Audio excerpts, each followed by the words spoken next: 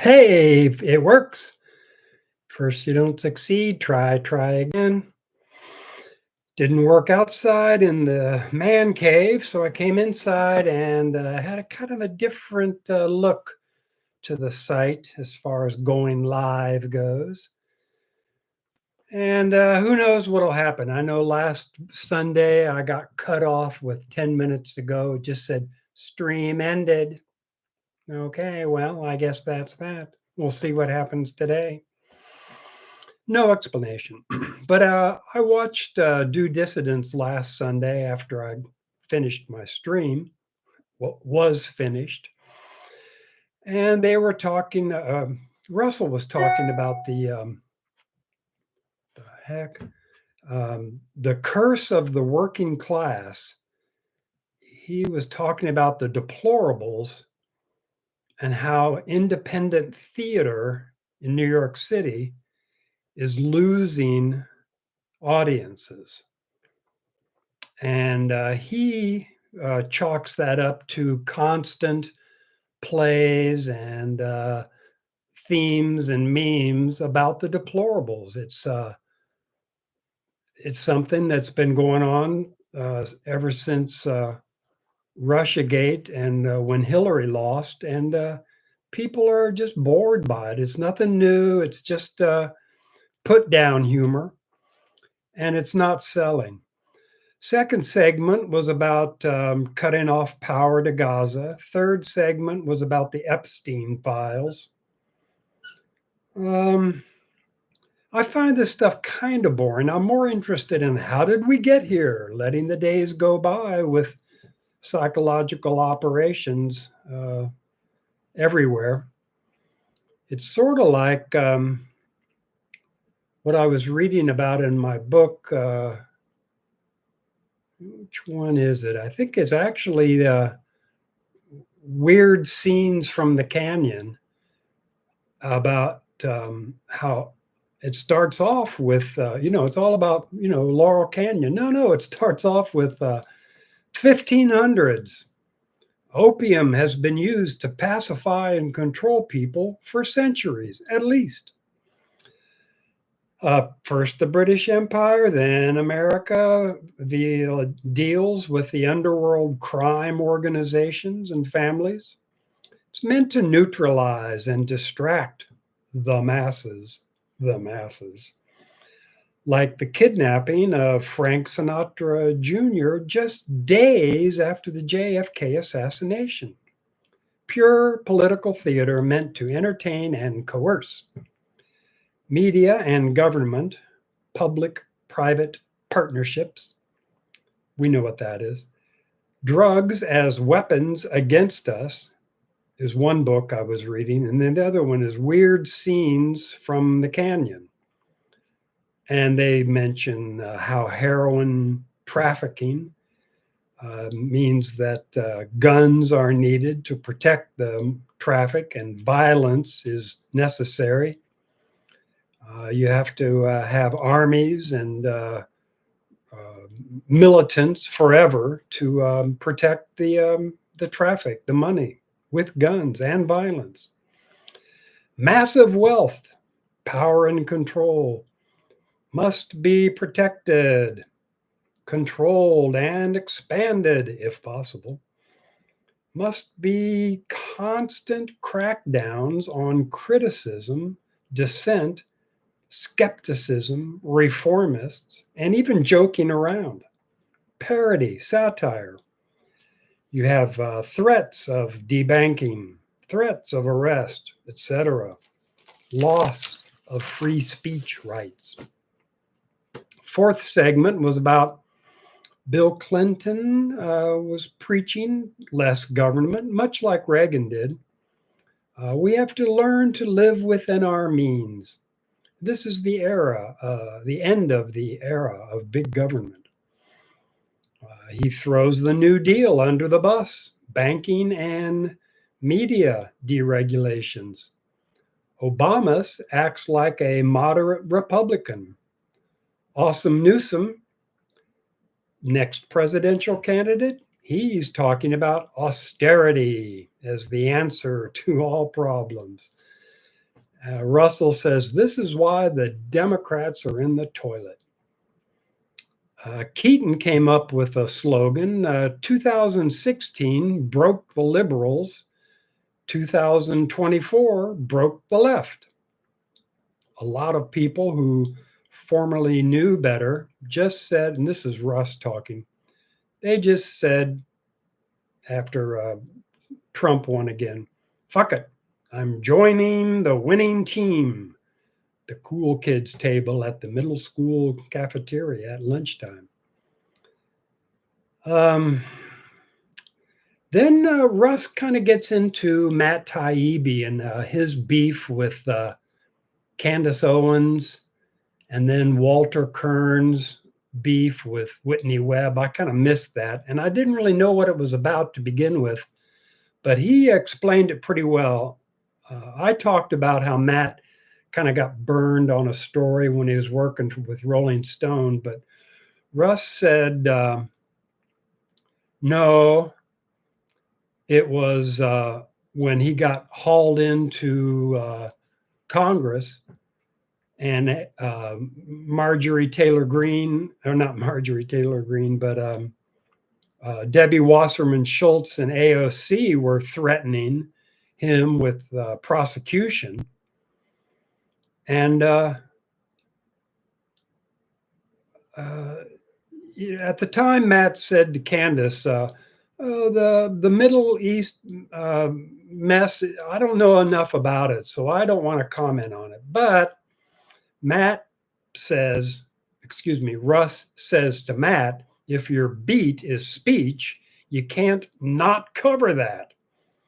But Russ understands what can happen when the powers that be haul you into a congressional committee, threaten you with prosecution. Then, at that very same time, the IRS pays a visit to Matt's home, where his wife answers the door and the kids are in the background. And the IRS says, well, we just want you to know we got an eye on you. Matt's not here to protect you. So, just an overt, outright threat. And then you had Jim Jordan, who came to Matt's defense after that congressional hearing. And that kind of sets up the thing now. Next time Jim Jordan is supposed to come under criticism, does Matt not report on it because Jim Jordan came to his defense? Does Matt not report on Jim Jordan's friends? You see how the tangled web works, and you might see why Matt just might say, fuck it, I'm not playing that Middle Eastern game. I'm going to go on America This Week with Walter Kern, and we're going to discuss some current events, but then we're going to do a book review. It's a pretty good diversion, I must admit. But again, so Blake Lively was on the Do Dissident show last Sunday. Pretty sharp, young, funny, lively. The name Lively is the game. She says, you don't get to call yourself a muckraking journalist if you're not going to cover the First Amendment. Pretty much. I don't know who was talking about it. I think I just came up with, I heard somebody talk about controlled opposition, controlling dissent or criticism. And it reminded me of the MK Ultra program, the plan, started with just a psyop. I think it was just like against the radicals and the anti-war movement. But even before that, Hollywood was seen as an ultimate influencer. So the CIA and other psyop organizations wanted to get their point of view, their way of thinking into Hollywood. And they started pretty much in the 30s. The book talks more about it, and I didn't really want to write down too much, but Greta Gabor, and others were regulars at the Lookout Mountain Observatory and Lab. And that's where the CIA used Hollywood stars and artists, including in the music industry, to create fake activists. So you had in Laurel Canyon, for example, um, Frank Zappa, talking about the slime oozing out of your TV set, and that's like, yeah, hey, propaganda, psyops. Oh, Frank's on our side. No, no, no, no, no. And all of these Laurel Canyon people, Papa John Creech, David Crosby, the Byrds, Buffalo Springfield, many, many, many more, were just kind of going along. Yeah, we're anti-war. Yeah, we're peace and love. Come on, people now, smile on your brother. Everybody get together. Love one, love one another, not protest the government was the thing. So they used these fake activists to entertain, distract, pacify the masses with drugs, psyops, propaganda, any way they could. Um,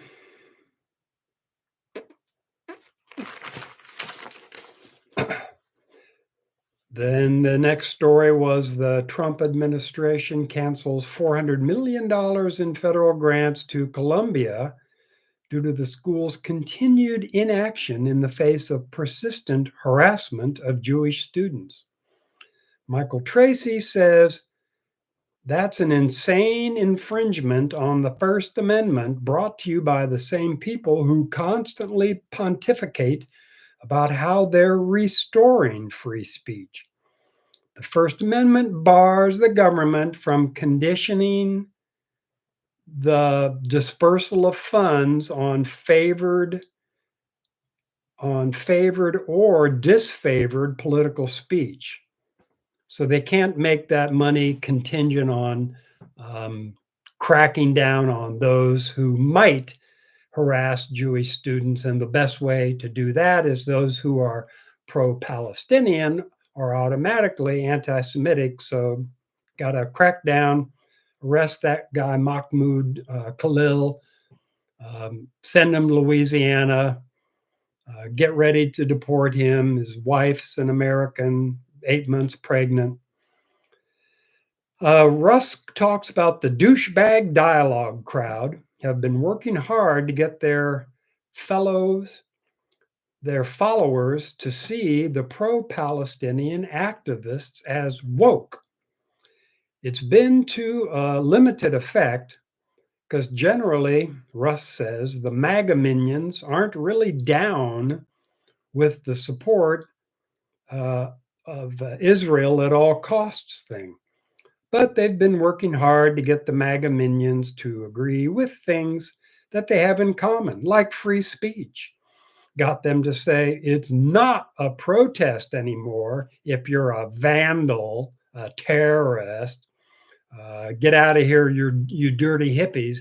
And that's one of the things that the Laurel Canyon crowd, the book about them, really hit on, like how Papa John Creech of the Mamas and Papas organized the Monterey Pop Festival in 1967, which really introduced the world to the summer of love and all these runaways flocking to San Fran. Be sure to wear some flowers in your hair. But they were then kind of twisted into dirty hippies with the Manson murders and just kind of framing this as like hippies are weird, bad, sex, drugs, rock and roll, dirty hippies. So it goes on and on. It's really fascinating the way the first Byrds concerts were attended. They weren't very good musicians. Most of they were studio musicians, and there were studio musicians who played the instruments. The Byrds sang. Roger McGuinn sang. He played guitar, but also they all sang with these immaculate harmonies. kind of like Crosby, Stills, Nash and Young, and Mamas and Papas, and all these other studio groups that didn't sound that good in public live, but sounded great in the studio. And God, it was just, they had these early bird concerts that were attended by this Laurel Canyon commune. This guy named Vito had 35 nubile young runaway girls, underage girls, who would dance in skimpy outfits. 35 of them, 3 dozen would go to these. And so the people would come not so much to hear the birds, but to see the dancers. And a lot of guys were like attracted to these nubile young sex, drugs, and rock and roll, dirty hippie advocates. They were attracted to that. Boy, but I don't know. Let's see. Back to the slobs versus snobs. And that's a phrase I use just in an effort to be funny and concise. I don't really think all MAGA minions are slobs, just like I don't totally agree with the characterization of the January 6th protesters as a low IQ riot, which is the way it's been described. And it just dances too much back onto deplorables. And that's where the slobs versus the elite snobs comes from. Blake Lively says Republicans want to make it about anti Semitism, anti college sentiments, about everything except what it is. Israel controls our government via the suppression of human rights, civil rights, and the First Amendment. The fact that I got to keep looking at, am I still broadcasting? Have I been terminated? The fact that the Trump administration is cheering this on, whereas 5 seconds ago they were all about safe spaces, making fun of the Democrats demanding safe spaces and purple haired people saying this and that. Am I on? Now they're saying Jewish students need safe spaces. They need protection. So Russ says, whichever party is in power, they become the whiny snowflakes. People are criticizing us, just like the Dems did for 4 years, and now the Republicans are doing. From Drugs as Weapons Against Us by John Potash. Chapter 1, Opium Traders Achieve Global Predominance. This is a great book. And I mean, in my book, I barely touch on this. I do talk about the British East India Company and their first and second opium wars in China. But this really gets down to nuts and bolts. The Sumerians in 3400 BC, they used opium. They called it the joy plant due to its euphoric effects. There's another book called The Politics of Heroin that describes CIA complicity in the global drug trade, Professor Alfred McCoy. Most opium still comes from the former Sumerian lands and adjoining territories, from Turkey through Iran, Afghanistan, and Pakistan to India. That's the Golden Crescent. It extends on out to Myanmar, Burma, Thailand, and Laos, the Golden Triangle. As early as 1500, opium and other drugs played a crucial role in the rise of industrialized powers and has led to global capitalism and the modern nation state itself. Quite the statement. Crucial role in the rise of industrial powers has led to global capitalism and the modern nation state itself.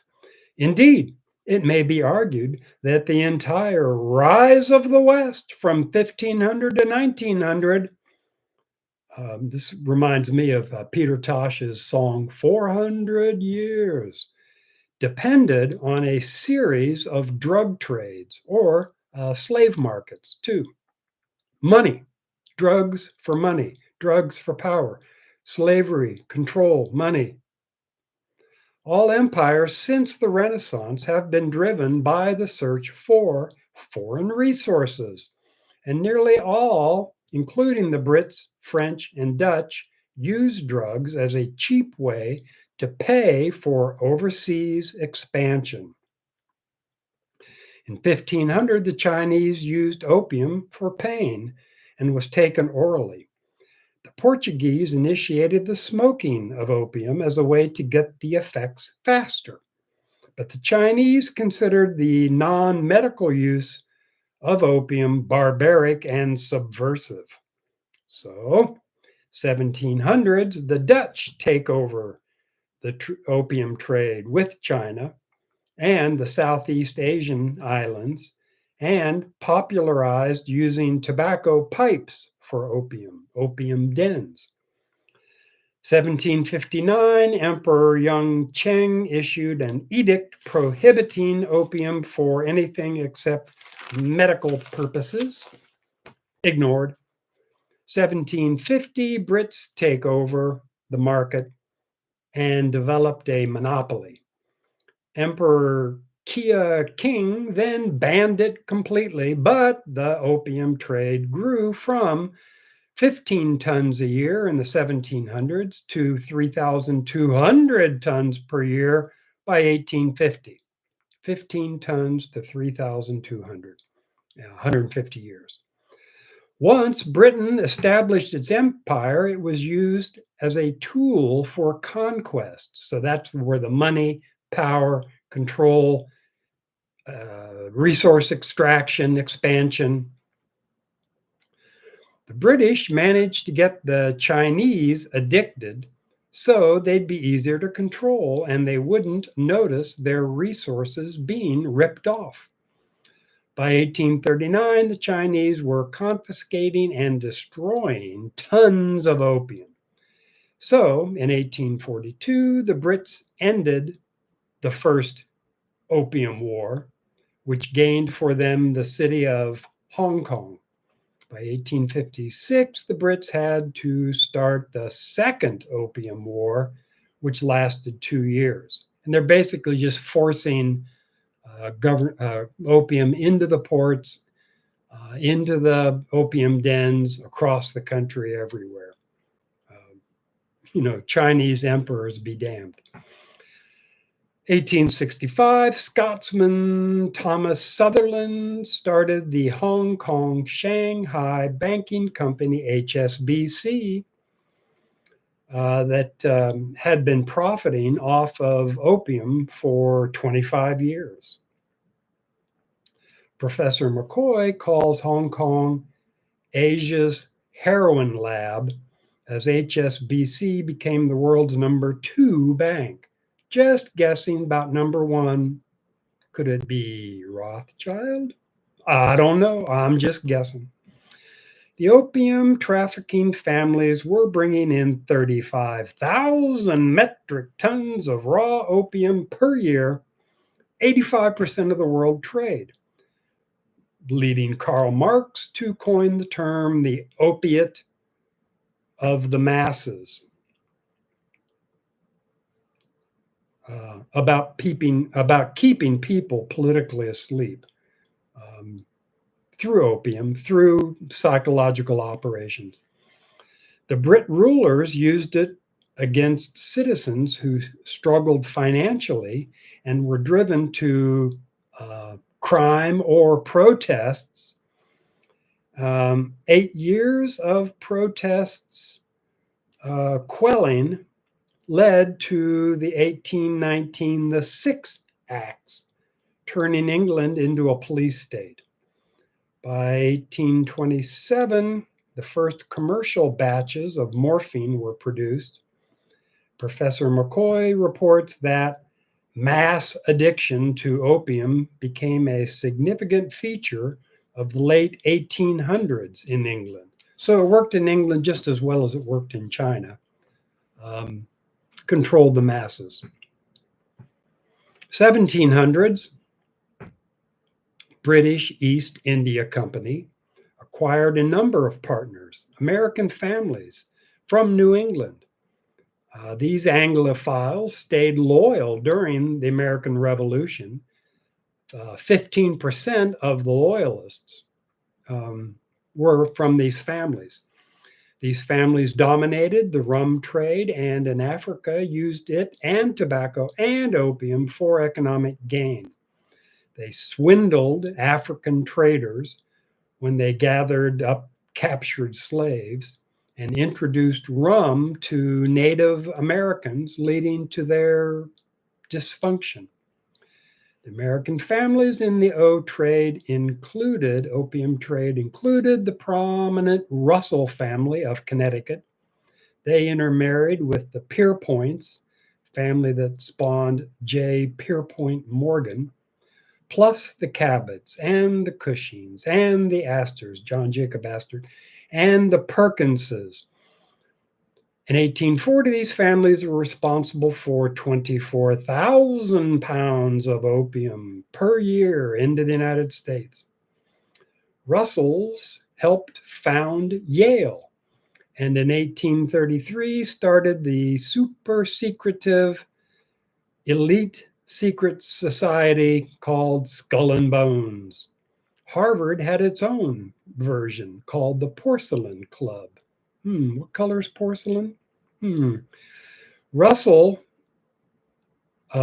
companies used the Skull and Bones pirate symbol in its international opium shipping trade.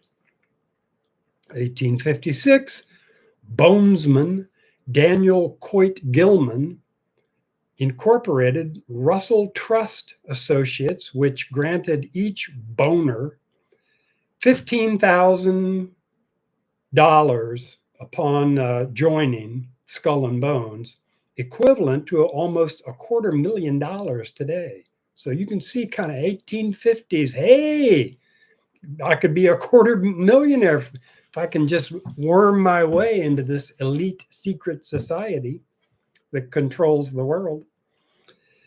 1874, British chemists turned morphine into heroin. 1898, the Bayer Company of Germany introduced heroin as a commercial product. 1 year later, aspirin. They were mass marketed as non-addictive. Even the AMA approved it, aspirin, as a non-addictive morphine substitute. Next 30 years, turbulence. Many new immigrants, poor, became desperate, activists, criminals, rioters.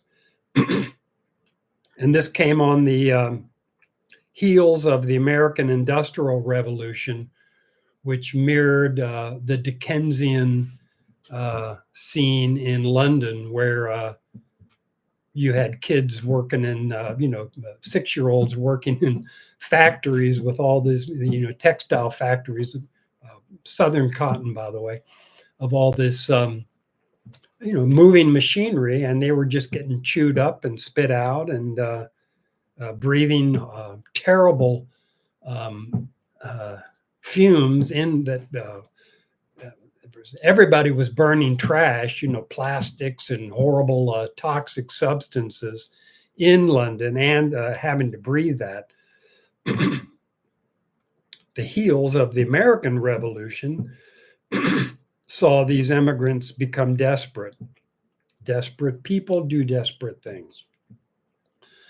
In Europe, the newly rich industrialists stood in opposition to the old money of the royal families. So here's where you come up with the, what's been described here as oligarchs versus capitalists versus oligarchs, right? The oligarchs are interested in chaos and destroying the capitalistic system and just to expand their power. So the oligarchs work like the royal family in England.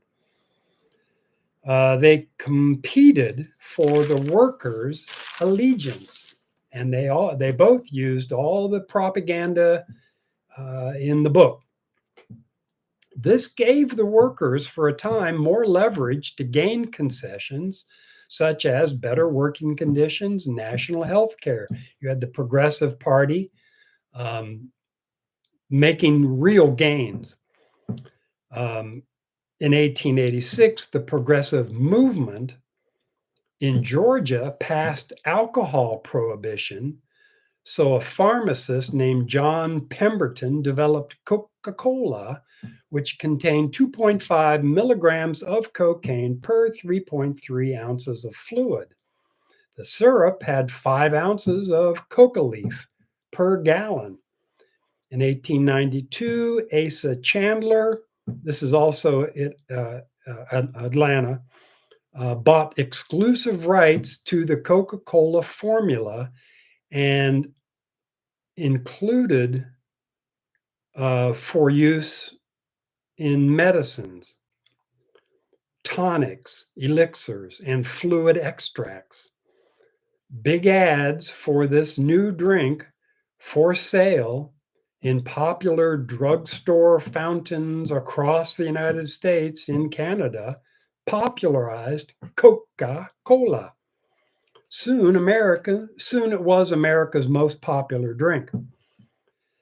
Tensions led to Theodore Roosevelt's antitrust busting laws and a new square deal. Prohibitions against opium and later alcohol were part of the progressive movement. In reaction, the Rockefeller and J.P. Morgan families bought out all the top investigative magazines and newspapers in the country. Their media tried to pacify, distract American workers and families, except when it came to World War II. Nothing pacifistic about warmongering. When they wanted to aid England, that's what they wanted to do. Why aid England? Oh, that would gain enormous profits from money lending, steel manufacturing, for armaments, oil sales for trucks, tanks, railroads, and airplanes.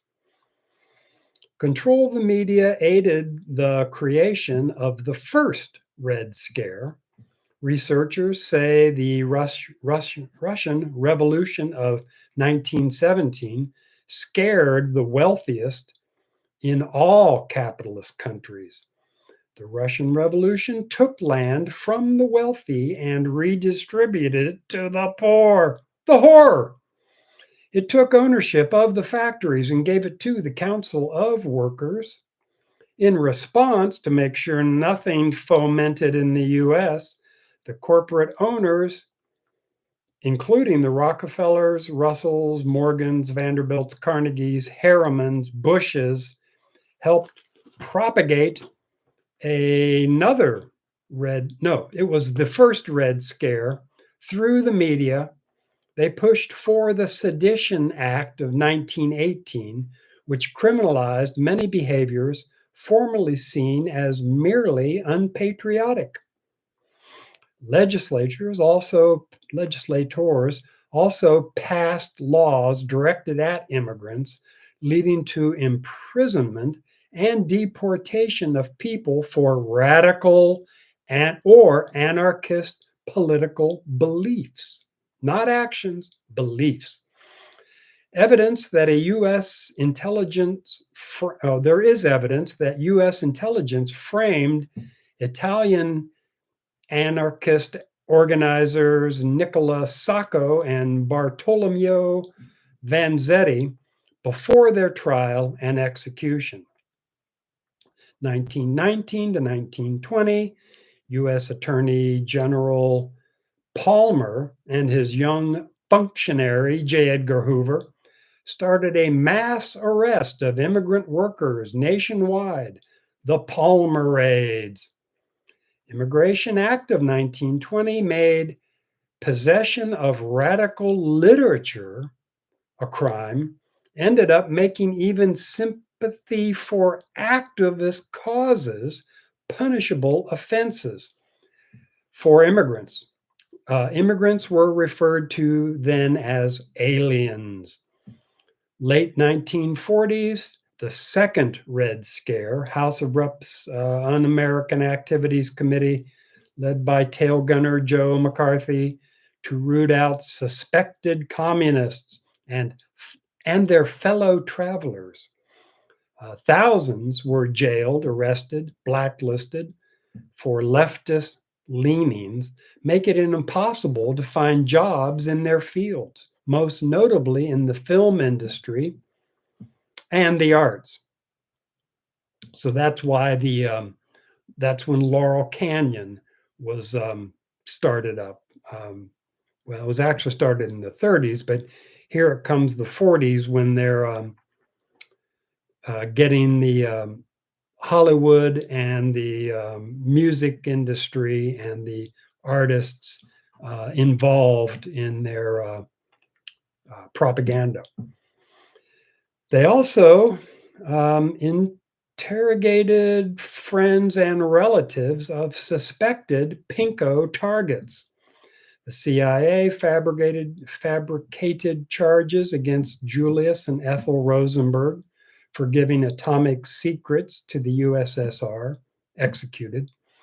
Also targeted the international workers of the world, known as the Wobblies, families with Department of Justice and War Department connections, that would be the Rockies, the Harrimans, the Bushes, ordered troops to invade Wobbly headquarters, break up meetings, and they took hostages. 1902, Daniel Coit Gilman moved from the Russell Trust to the Carnegie Institute. First project, eugenics, a word derived from the Greek word for well-born. Can we say elites? Poor people, or the chosen ones, poor people were sterilized, immigrants too.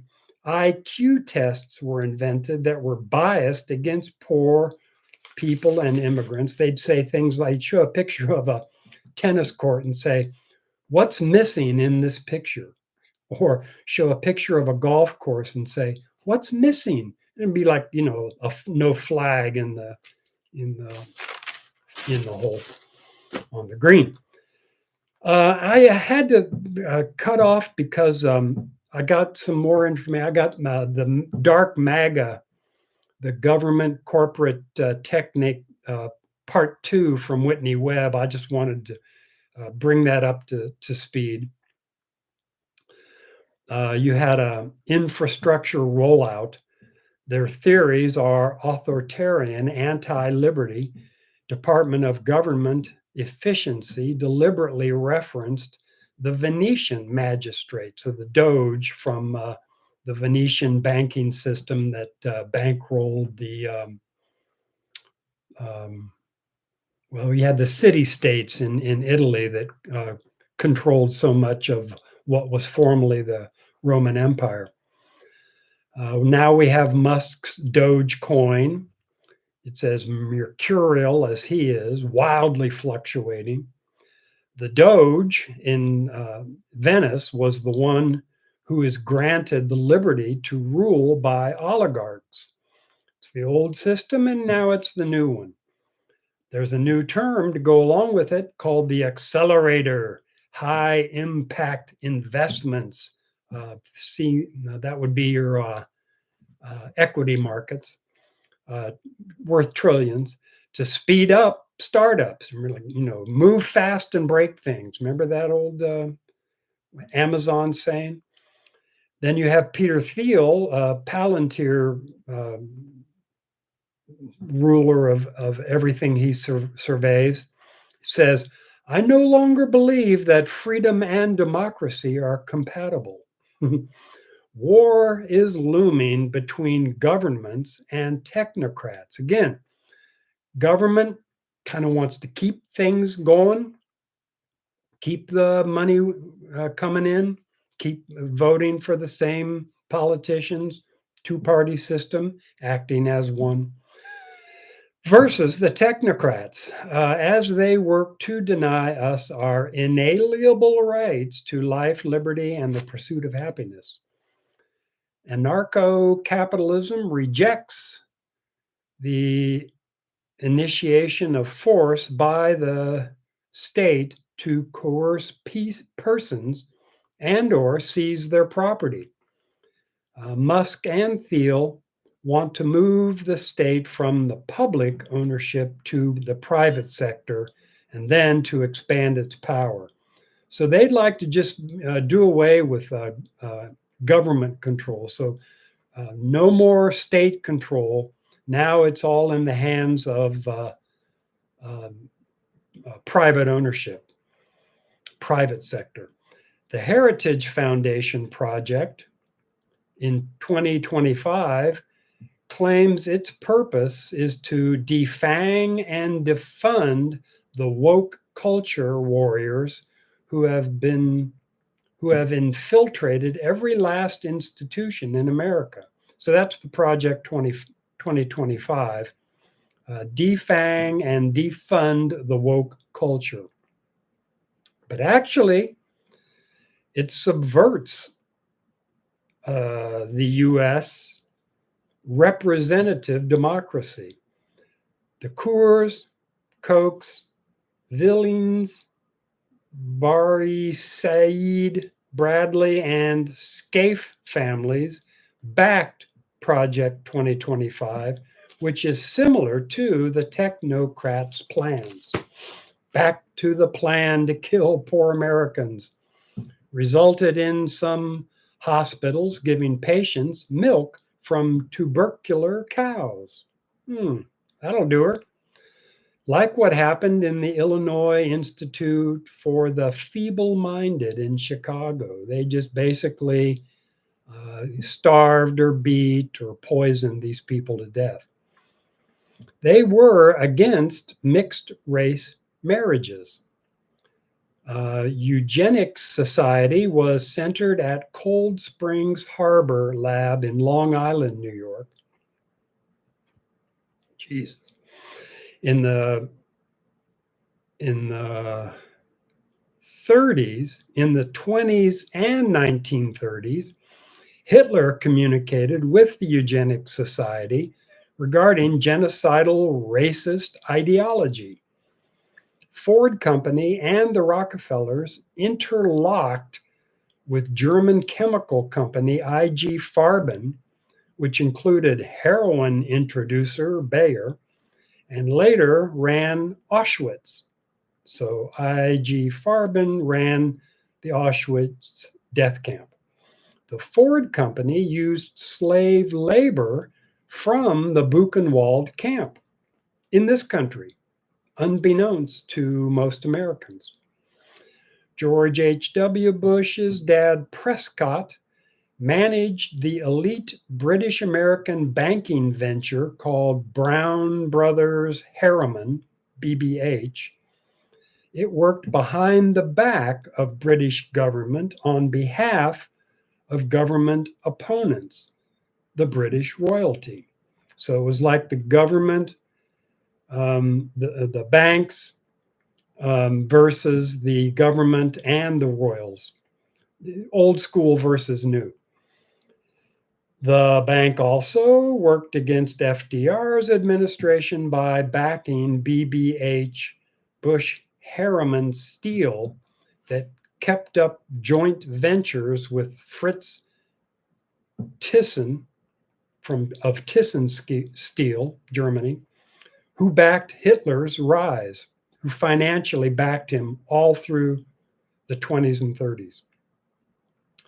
IBM first used its Holorinth punch cards to systemize the extermination of Europe's Jews, gypsies, communists, socialists, anarchists, and homosexuals.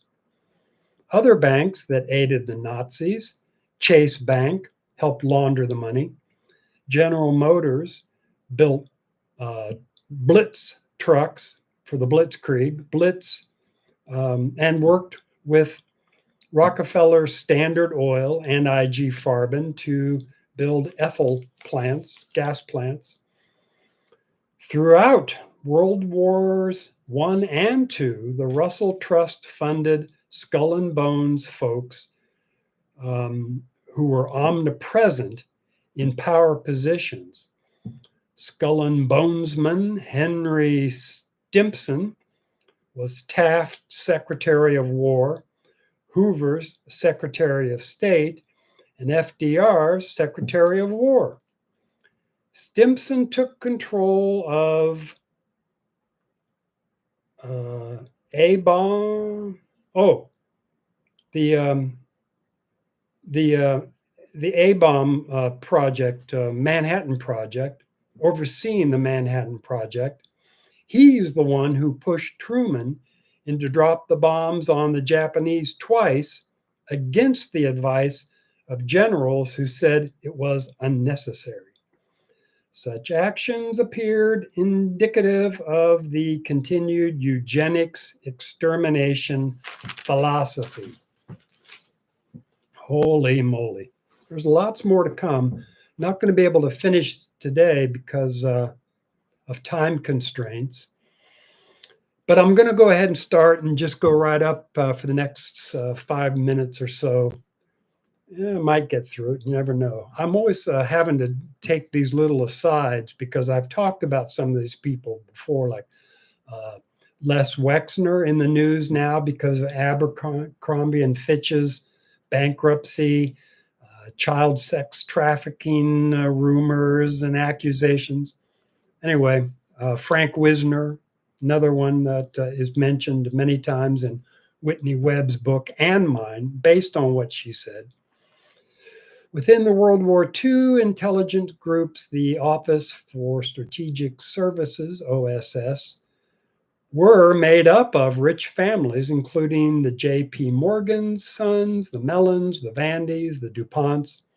These families helped pass the National Security Act of 1947, which founded the CIA. First director, Allen Dulles, close friends of Rockefeller. His brother John headed the Rockefeller Foundation, then became Eisenhower's Secretary of State. Allen served until 1961, when JFK fired him for orchestrating the Bay of Pigs. Half dozen U.S. intelligence operations protecting and employing Nazis. One of these operations was codenamed Sunrise, comprised of former Nazi spies. Another one, Operation Paperclip, saw Robert Lovett, Allen Dulles, and OSS agent Frank Wisner pushing for the hiring of Nazis to do CIA work in the United States, Europe, and Latin America, and the Middle East. Dulles helped smuggle some 5,000 Nazi Gestapo and SS agents to South America for U.S. intelligence work, who then helped create vast drug trafficking networks in Central and South America, and gaining safe havens, and rumor has it, including Adolf Hitler, who died in Argentina in 1962, according to people in the know. These books are heavily footnoted, citationed, and referenced. Super rich control media at home and abroad. Joseph Goebbels said, the aim is not about controlling people physically, but controlling their hearts and minds. In 1950, NSC directive, the U.S. intelligence umbrella group created the National Security Council, described it as psychological warfare through propaganda to influence people's thoughts and actions so that the subject moves in the direction controllers desire for reasons which he believes to be his own. What a trick. Frank Wisner bragged he could play the media like a mighty Wurlitzer. CIA Director George H.W. Bush had to admit more than 400 journalists had lived double lives, maintaining covert relationships with the CIA. The board of directors of many media publications also sit in on the board of directors of major corporations involved in defense contracting, oil, pharma, as well as banks, finance, insurance companies. 1975, the Church Senate Intelligence Committee issued a report revealing the taxpayer-funded CIA owned outright more than 200 wire services, newspapers, magazines, book publishing complexes.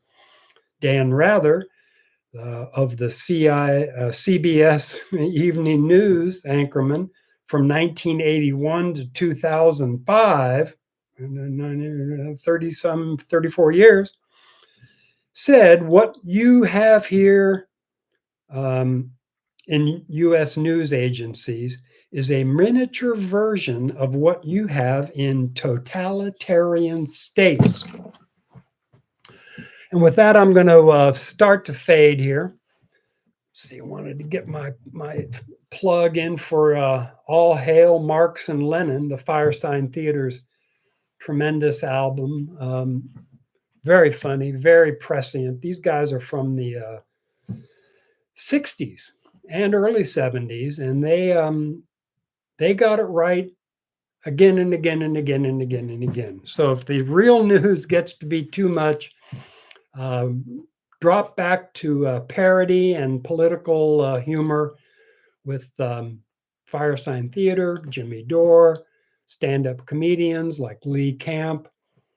I think even Joe Rogan was a stand-up comedian at one time, but no biggie. You know, it's all good.